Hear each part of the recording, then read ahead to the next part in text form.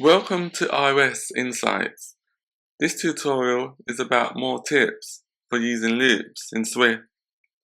Are you new to Swift programming and wondering how to create loops? Or are you already familiar with loops but looking to improve your skills? Either way, this video is for you. We will now start the tutorial. To create the iOS project, select the iOS tab and then click on the app and then click on Next.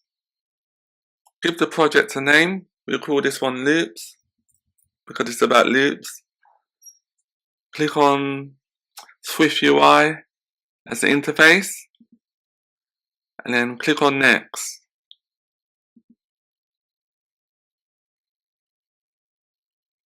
Click Create to save your application to the desktop.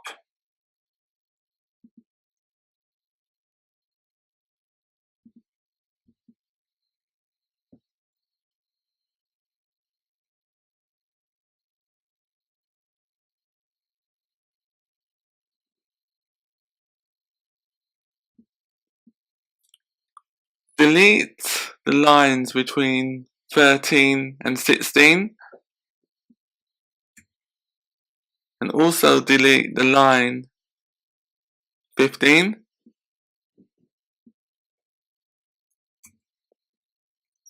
And now type in dot on a pair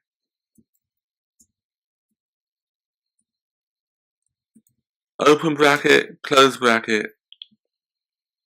The first loop we will demonstrate is the for in loop or for loop.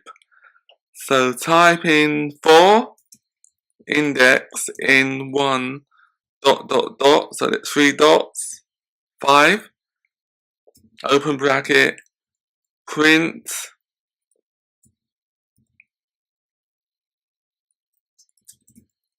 the current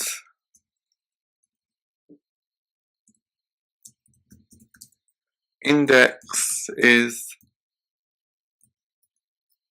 index. To run the program, select your simulator. I'll be using iPhone 14 Plus. And then click on the Run button. Looks like a triangle. And also to see the output, click on View, Debug Area and Activate Console.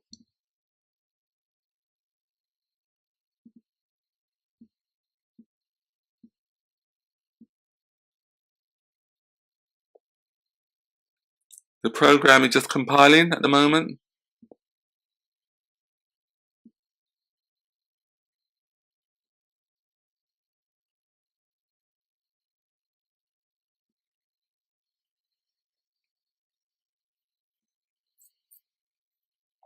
It's finally compiled. As you can see, the for loop output is displayed below in the console output, where it shows the current index is 1, the current index is 2, the current index is 3, the current index is 4, and then finally the current index is 5. So how this works is that this code uses a for loop to go through a range of numbers between 1 and 5. The loop initializes a variable named index and assigns it the first value in the range, which is 1. Then it executes the code block inside the braces, which prints a string that includes the current value of the index using string interpolation. After executing the code block, the loop increments the index to the next value in the range and repeats the process until it reaches the end of the range, which is 5 in this case. For in loops are commonly used in Swift to iterate over a range of values such as an array, a dictionary, or a sequence of numbers In this code, the loop iterates over a range of numbers using the using the 3 dots on line 17 operator, which creates a range that includes both the start and the end values. So the start value is 1 and the end value is 5. The loop executes the code block once for each value in the range, allowing you to perform a specific operation on each value. So this is the for loop that we just done, and there's another loop which is called while loop. So we'll stop this application from running now and comment out the code so we don't get confused. To comment out the code, just do /* and then star and then another /. So the loop that we will create now is called a for loop. To create the for loop, just type in the following: var count equals 0, while count is less than 5, open bracket, close bracket, print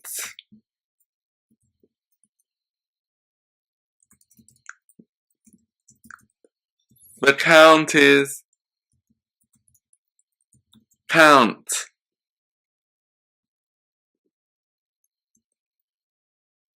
Count plus equals 1. To run this application, just click on the run button.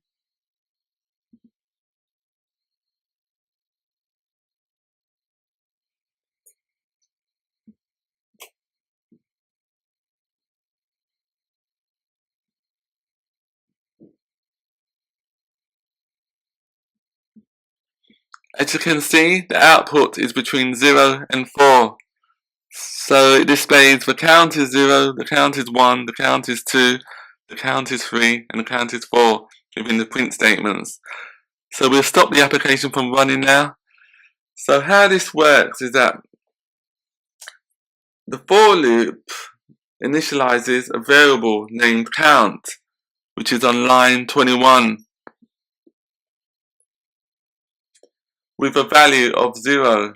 Then it enters a while loop that executes the code block inside the braces as long as the condition inside of the parentheses is true, which is here. So as long as the counter is less than 5, it will repeat everything between the braces, between the brackets.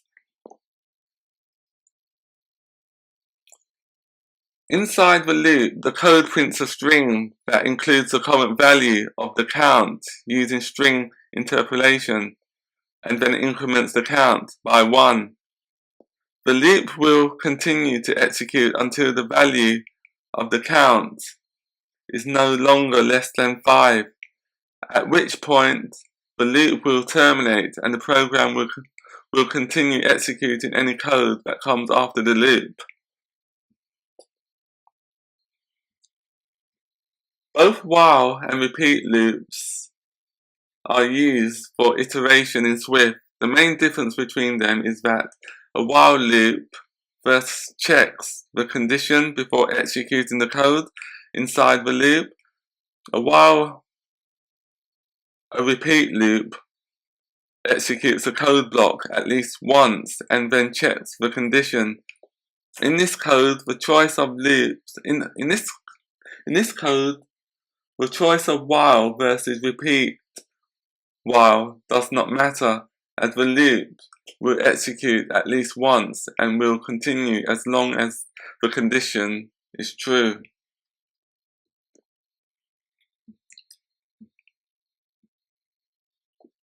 So that was the while loop that we just demonstrated. The next loop we will look at is called repeat loop. So what we will do is comment out the current code by using a /**, and then another backslash, and then to create the repeat loop we'll type in var, which is a variable, num equals 0, repeat, type in the word repeat, open bracket, print, the number is num, or we can use the word number just to make it easier to understand.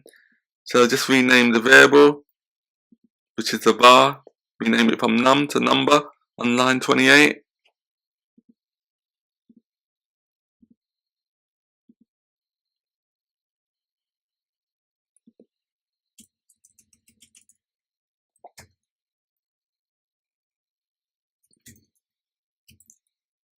Let's put number back in there.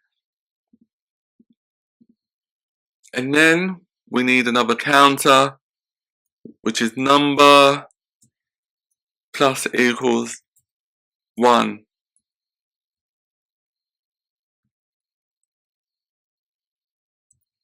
And then a while number is less than 5.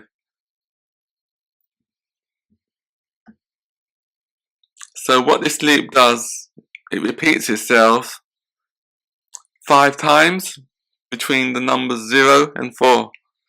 So I'll run it to demonstrate.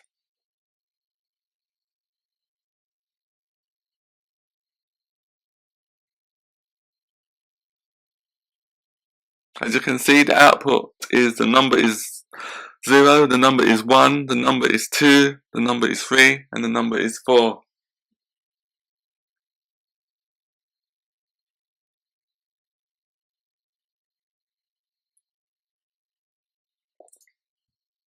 The code first initializes a variable name, number, with a value of 0. Then it enters a repeat while loop that executes the code block inside the braces at least once, and then continues to loop as long as the condition inside the while statement is true. Inside the loop, the code prints a string that includes the current value of the number using string interpolation, and then increments the number by 1. So this is where it increments the actual number so that the loop displays 0, 1, 2, 3, 4. So it just adds the number onto the current number, like concatenation, and then assigns the new value into number.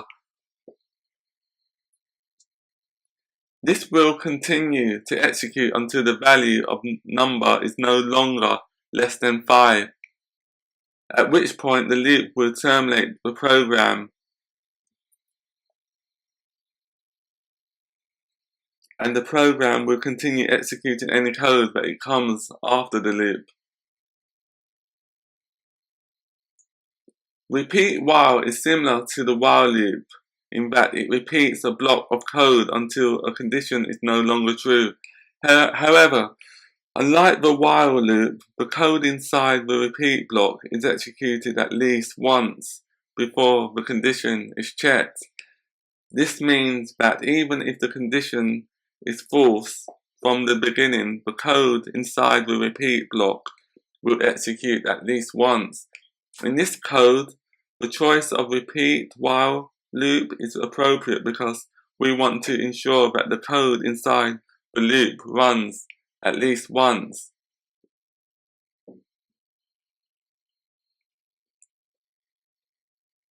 In general, loops are useful in any situation where you need to perform a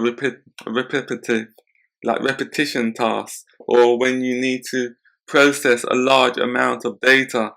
However, it is important to be careful when using loops, as they can cause your program to slow down if used inefficiently. Therefore, it is important to optimize your loops and use them wisely to ensure that your program runs efficiently.